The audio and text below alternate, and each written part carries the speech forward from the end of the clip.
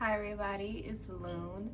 Long time no see. I hope you guys have been doing well. I want to have a talk about the moon. So I decided on doing a mini series on my channel about all the stuff that I've learned lately about the moon and its cycles and the zodiacs that come into play and just the tempo of how the moon works in our lives.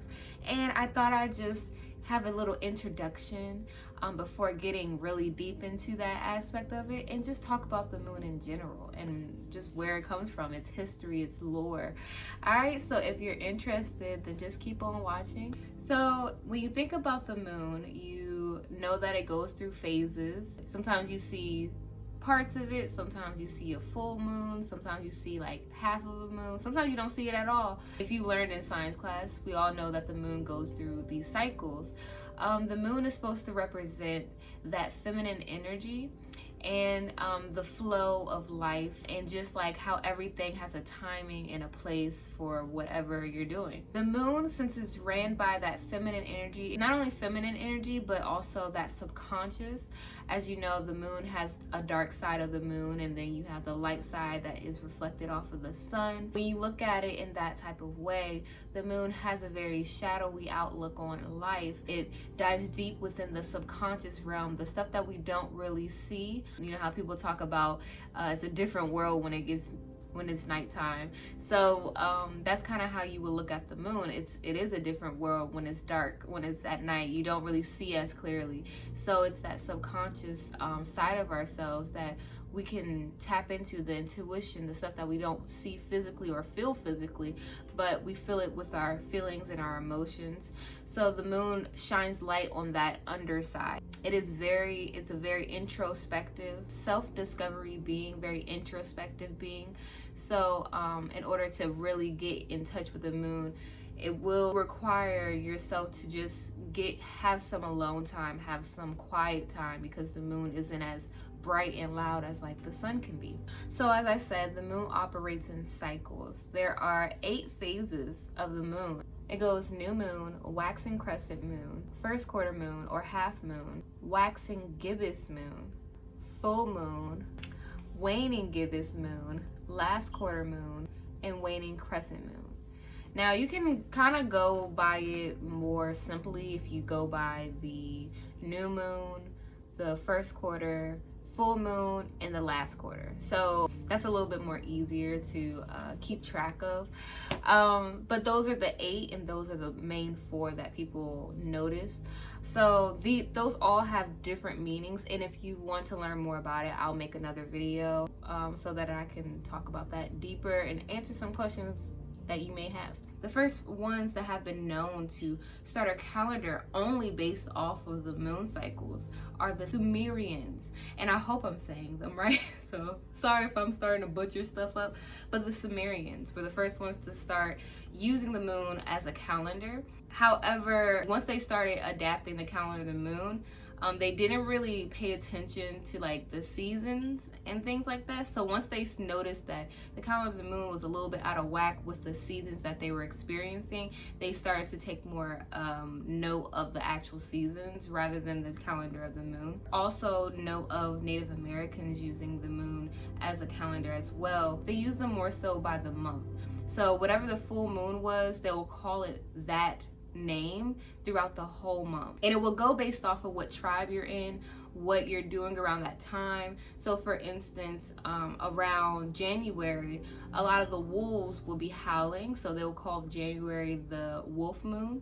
Around, I believe, harvest time, so like around September, if you were a tribe that ate a lot of corn or like a vegetable like base meal, since that will be around harvest time, you would call it corn moon or harvest moon, depending on where you are. So instead of it being each and every phase and cycle, they'll just have one name for each month, and they'll just go by the moon by that. Now there are different types of moons too. If you guys are really into astrology and things like that, you may have heard of the blue moon, super moon, blood moon.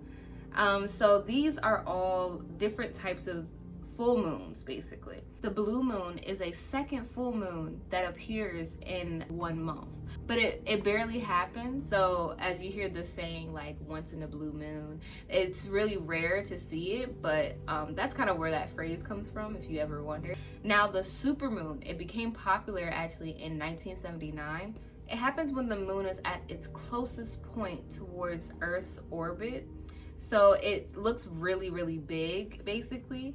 And actually, if y'all were wondering, you know, why everyone remembers 2016, there has been a lot of stuff that probably went on in 2016, but there were 3 super moons at the end of 2016, and that kind of that's when it gained a lot of popularity as well. But there was a lot of weird phenomenon happening in 2016, so I was not surprised when I saw that.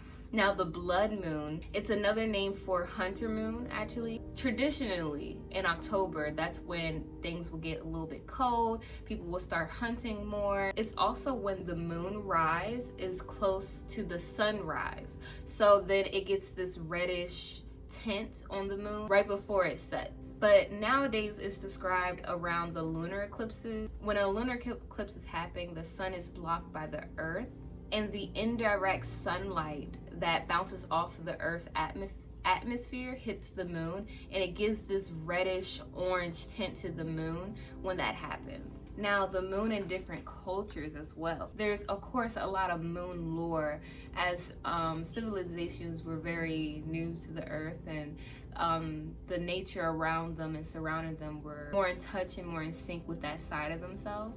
So the moon has definitely gained gods and goddesses across many cultures.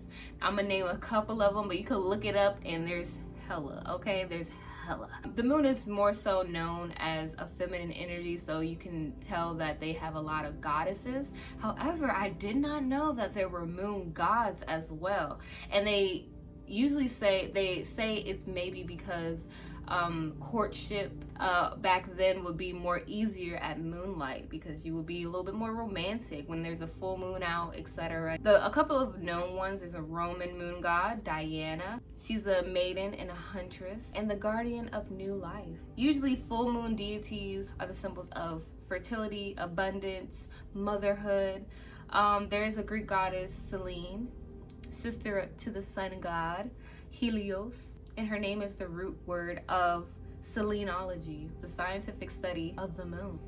Usually there are goddesses that are represented by the dark moon, like the new moon, or the waning, where the moon is actually getting darker, and they're usually like old ladies and very mystic and very like wise old ladies. So some of them are Lilith, a dark goddess. And then I'm gonna just talk about the male goddesses briefly. So there's some Sin in Mesopotamia, Khonsu and Osiris in ancient Egypt, Hindu Chandra, fertility god. And honestly, like, the moon to you can represent masculine or feminine. Like, to me, when I first thought about the moon, I will always think of masculine energy for some reason. So it really just depends on you, of how you look at the moon and what you get from it, and how you really apply it to your own life. So just keep that in mind. It doesn't have to, like, it represents feminine energy in a general sense, but how it represents it to you and how you go after, you know, goals and things like that using the moon, that's personal. So let's talk about the moon and feminine cycles, okay? So we're talking about periods, menstrual cycles. All right. Now, as you know, like, when you think of a period and a menstrual cycle, it has like the same name, cycles. It comes from the same name as like moon cycles, moon phases, etc. You go through these cycles, you get more emotional, you get, you know, you have these feelings and, you know, vibes coming from you as you go through these changes. And that's what the moon goes through too, these changes. The average time of a feminine cycle and a moon cycle is around the same time, 28 days, usually around 28 days. Of course, it depends on the woman, but that's like the average time of how that works. Dark and new moon cycles can symbolize clearing, cleansing, really letting go. That can like usually like represent your own cycles, whereas say like ovulation time and the full moon can represent expansion, fullness, external focus, high energy, and then leading back to the release phase, which is the new moon, dark moon. So it's like it kind of goes hand in hand with like feminine energy and the new moon phases. In Estonian, the having a period is called, put it on the screen, and that means moon cleaning. In Native American culture, periods were called being in one's moon time. And full moon bleeds, also known as red moon cycle, are traditionally associated with healers, wisdom keepers, and the archetype of the wise woman. So if you have one around the full moon, you know, wink wink, they were believed to be more sensitive to the spiritual realm, to higher powers. So they were really called upon for advice, since it was like they were going through a natural purification while also being rejuvenated at the same time with the full moon going on. They were believed to have intuitive powers, called upon menstruating women for advice, insight, guidance, and connecting to higher power. And women on their periods were considered sacred. They would take time out to really, you know, be introspective, to take time to themselves. They would even have like a sacred place for them to rest, rejuvenate for however long their cycle is, whether to go in deeper within or to be surrounded by other women telling stories and just having really like one-on-one time with one another. So, you know, if you ever feel like you need to rest and rejuvenate, don't hesitate to get that day off each. But yeah, so those are just some things and facts as to like what is interesting about the moon to me. I hope they were interesting to you too. I was planning on making some videos of actually talking about the moon and the phases, what you can do in each and one of those phases. So if you want to learn more about that, let me know. Let me know if you have any questions that you want to ask. I have no problem with looking it up. But yeah, I hope you guys enjoyed this video. It's just facts about the moon. How much more can we love her? Am I right, y'all? So I hope you guys have a wonderful day. Peace out and have a nice one. Bye.